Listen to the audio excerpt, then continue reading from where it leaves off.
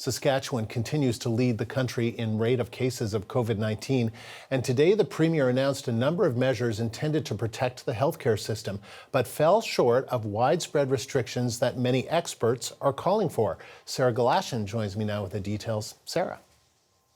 Yeah, Andrew, so July 11th is when the public state of emergency was lifted in Saskatchewan, and so were all the COVID-19 restrictions. Today, it was announced there is a new public health order that is going to be put in place, and that is that if you test positive for COVID-19, you now do have to self-isolate for 10 days. Additionally, if you're a close contact of that positive test and you're someone who's unvaccinated, then same applies. You also have to self-isolate for the 10 days.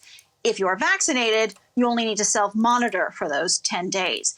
That is the extent to which the government of Saskatchewan is willing to treat the vaccinated and unvaccinated differently in that province. The province is rolling out a proof of vaccination QR code that will be available to various businesses should they want to require vaccination in order to have customers come in or for someone to participate in an event. But the Premier was very clear that he does not see that as the business of government. I want to play that. Creating two classes of citizens based on your vaccination status is a very difficult and it's a very divisive path for a government to take.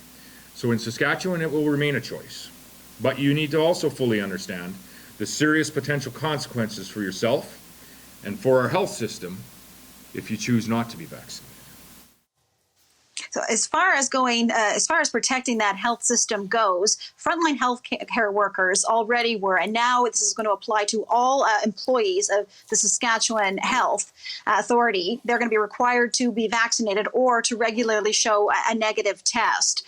As well, they are going to be reducing elective surgeries and services in the province, and they are also working with the health unions to try and reestablish a mobility agreement, something that expired when the state of emergency was lifted, but so they are negotiating with the unions over the weekend. If they don't come to an agreement, expect another public health order, the Premier says, on Monday that will allow the government or the Saskatchewan Health Authority to move workers around as they see necessary as the numbers in hospital due to COVID-19 continue to rise in that province. As well, they're expanding contact tracing and testing options in the province, turning to the private sector for help with that. The Premier acknowledged that there are certainly going to be those who have been calling for more widespread restrictions, who will say that this fell short of what they have been asking for. He also acknowledged that Saskatchewan has a low vaccination rate compared to other provinces. It's really only higher than Alberta in terms of the lowest vaccination rates in the country right now. But this is why he said he will not bring in more restrictions, more sweeping restrictions in Saskatchewan. And I know some of you may be here wondering why I'm not imposing broad restrictions and mandates here today. And I've said before, restrictions are a stopgap measure. They were always intended to be temporary, and they were to get us to a point where vaccines are largely available and accessible, and they are today, and to a point where the large majority of the province is vaccinated. And we are at that point today. We have about 70% of our population is vaccinated. The Saskatchewan Premier also talked about booster shots. Tell us about that.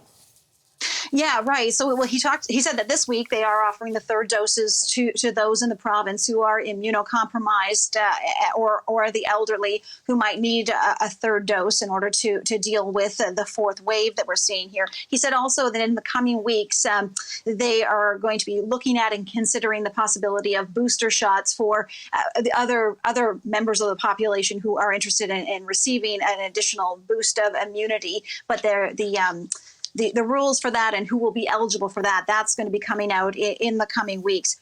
Very similarly, we heard from the Public Health Agency of Canada about those third doses for immunocompromised and elderly in Canada. They are now nationally recommending that third dose for those who are immunocompromised or elderly. As well, in terms of the boosters, the National Advisory Committee on Immunization still looking into whether or not the idea of boosters for the rest of the population is something that they'll eventually recommend. So we're watching for that. Lots to watch for. All right, Sarah, thank you. Sarah Galashan in British Columbia.